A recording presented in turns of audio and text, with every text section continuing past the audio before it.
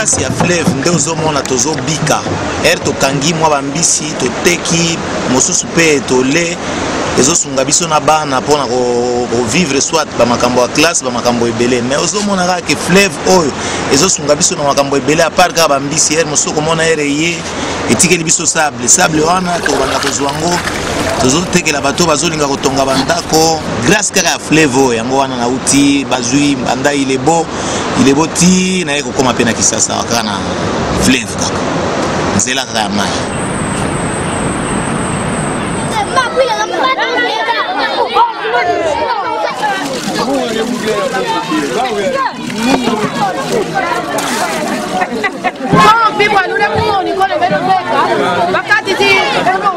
Zishase ngakule munwanga batwa imitlolo lerzinga basole muteki langu kuza zimbu kulunyo kapeti dipika dipimili kwane mukati base ale babene bafumu tutidi lutufila pa ibilongo mwili batula ngako kule mubanganga zipompi pezikio bila bola binene tuwa pompi kaka munya mulimbi fo bipompi bibabi wombo munya mulimba boso badukila ngabaka langu.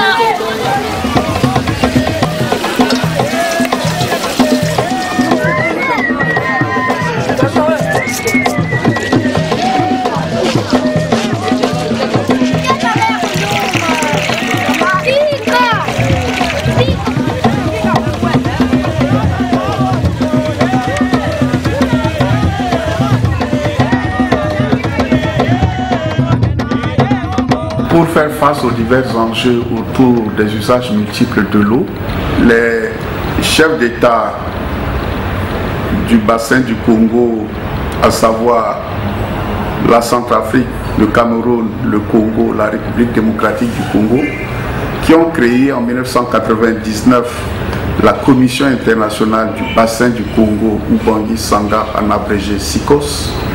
La mission première de la SICOS était la navigation.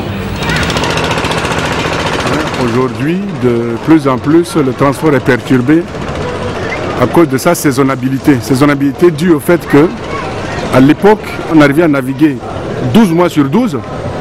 Après, on a commencé à constater, année par année, la baisse de plans d'eau qui fait qu'aujourd'hui, nous en arrivons à des arrêts de navigation allant jusqu'à 4 mois par an.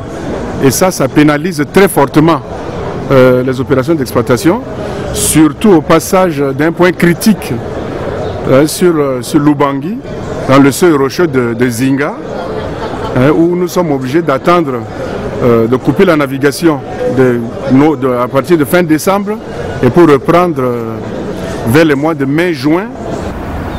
Le coût du transport fluvial par rapport au coût du transport routier, le transport fluvial est nettement plus avantageux. Et c'est un transport de masse qui nous permet, en un seul convoi, d'enlever des quantités importantes de marchandises pour la RCA. Et donc le transport fluvial reste pour le moment le plus sécurisé et le moins cher pour le ravitaillement de la RCA. Ici à l'ONATRA, surtout STCPT, vraiment on naviguait très bien, puisqu'il y avait des capitaines spécialisés. Nous naviguons sans balisage. Mais on fait tout pour descendre avec des convois avec des 5 000 à 5 500 tonnes, avec un convoi de 11 à 10 barges, avec nos bateaux qui est un peu puissants. Mais pour le moment, ce qui nous fait mal, c'est le balisage. Mais le gouvernement est en train de faire beaucoup d'efforts pour réhabiliter le balisage, parce que le balisage est très très important. La SICOS mène plusieurs activités. La SICOS élabore de règles et de gestion du secteur ou du fonctionnement de manière générale du secteur de la navigation intérieure. On est en train de dégager annuellement les statistiques au niveau des marchandises, le flux de marchandises qui circulent, qui entrent, mais aussi sortent dans les réseaux fluviaux sous contrôle de la SICOS. Il y a également de manière périodique, la SICOS émet les statistiques des accidents et incidents sur les réseaux fluviaux. Au-delà de toutes ces activités, il y a un outil important de formation que la SICOS a mis sur pied le Centre régional de formation en navigation intérieure, le CFRNI.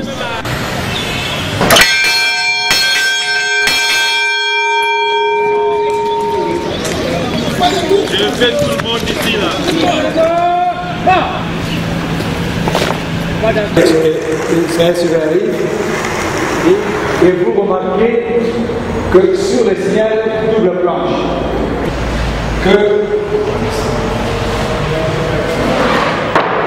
nous avons le premier bateau qui accoste et qui veut aller placer l'œil sur ce bolard là-bas. Placer l'œil.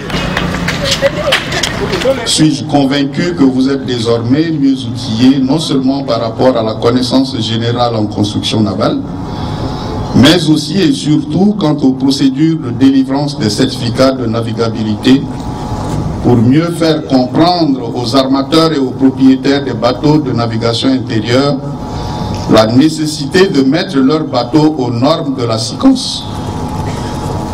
Normes reconnues et validées par le Bureau Veritas, leader mondial en matière de normalisation et de classification. En 2007, le mandat de la SICOS a été élargi à la gestion intégrée des ressources en eau, en abrégé GIE. Cette seconde mission a pour but de prendre en compte des questions relatives à la protection de l'environnement et de l'eau.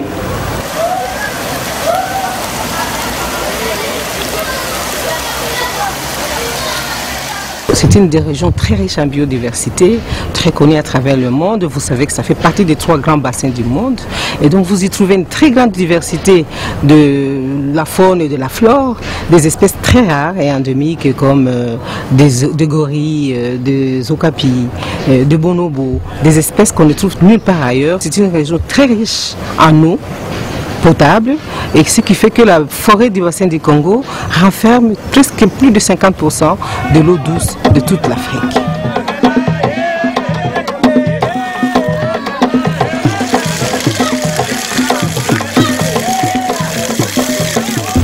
Les défis ou les enjeux autour de la mobilisation de la ressource montrent un besoin de développement réel et urgent.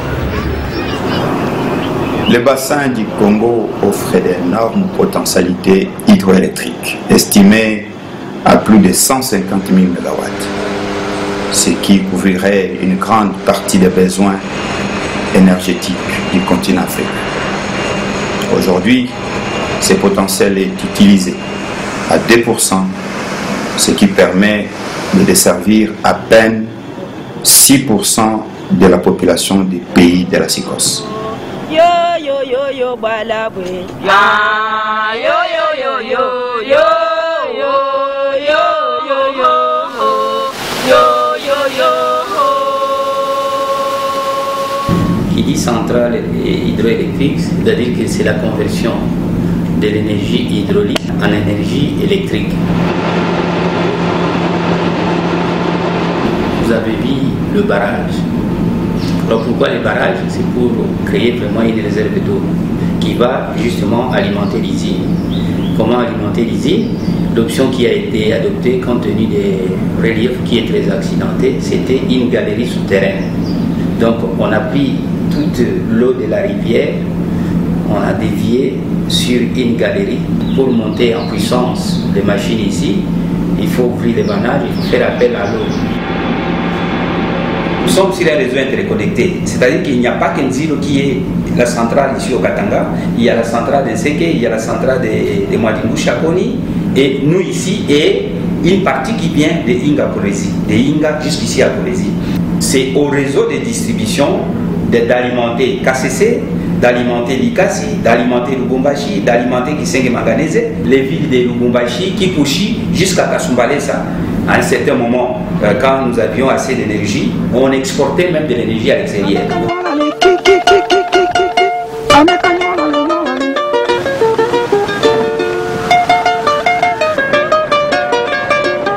Donc STL, la Société pour le traitement du terril de Lubumbashi, c'est une usine métallurgique dont l'objectif en fait est le retraitement des scories qui ont été produites pendant pratiquement 3/4 de siècle par la Gécamine.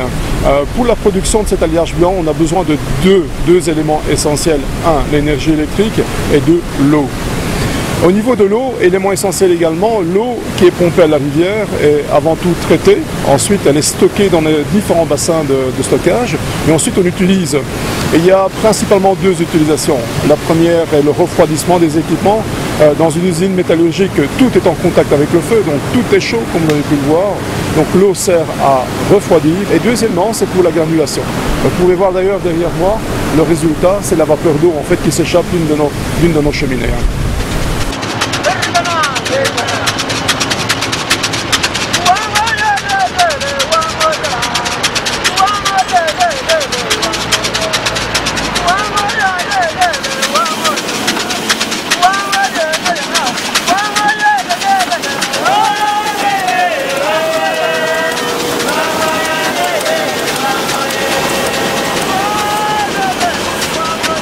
Dans notre imprimerie, qui est une imprimerie industrielle, comme vous l'avez remarqué, on ne peut rien imprimer sans présence de l'eau. Si tu n'as pas de l'eau dans ton système d'impression, la feuille que tu vas imprimer, elle sera toute noire. Donc l'eau doit être là. C'est un élément capital.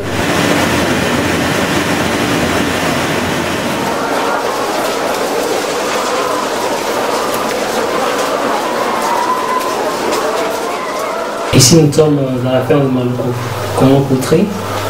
Nous sommes dans l'élevage de poules pondeuses.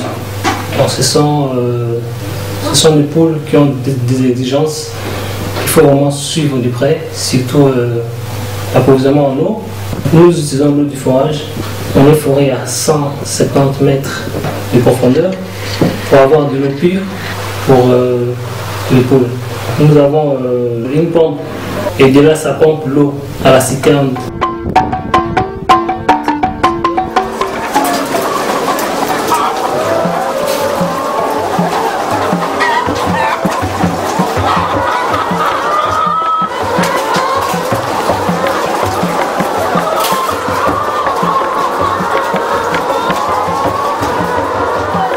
SICOS a reçu le mandat de gestion intégrée des ressources en eau.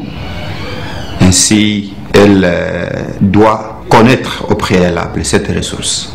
C'est ainsi, depuis 2010, la SICOS est en train de développer plusieurs outils, en train de mener également plusieurs activités liées à la reconnaissance de la ressource à travers le projet Congo ICOS, qui veut dire suivi du cycle hydrologique.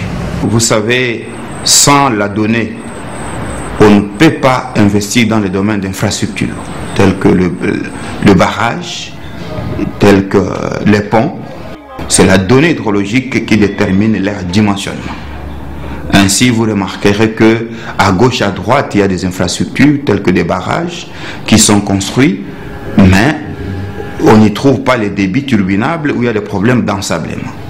On se rend compte que l'ouvrage a été mal dimensionné parce qu'on n'a pas pris en compte la donnée hydrologique. En dehors du projet Congo ICOS, la SICOS est en train d'élaborer l'outil de modélisation de l'ensemble du bassin, qui va donner le fondement scientifique de l'utilisation de la ressource entre les différents pays, mais aussi par usage. Mais en dehors de cet outil, il faut que la population ou les parties prenantes participent dans cette approche ou dans ces développements de ces outils. Ainsi, l'approche participative a été instituée surtout pour aller vers l'élaboration du schéma directeur d'aménagement des eaux. Qu'est-ce qui doit être prioritaire en termes de développement dans une partie du bassin ou dans un autre? Les bassins renferment d'énormes ressources en eau. L'abondance doit se gérer. On gère ce que l'on connaît.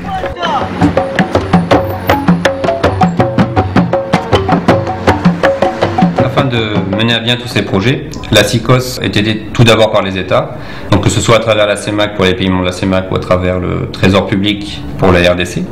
Donc la SICOS est aidée en ça par l'Union européenne, la coopération allemande, la coopération française, la Banque africaine de développement. Pour ce qui est des partenaires techniques également, la SICOS est appuyée par l'IRD, donc l'Institut de recherche et développement, par l'Organisme météorologique mondial, par la FAO, l'IDENA aussi, le réseau de navigants européens, dont la SICOS est membre. Ces partenaires ont d'autant plus intérêt à aider la SICOS que les thématiques sont communes, donc le bien-être des populations.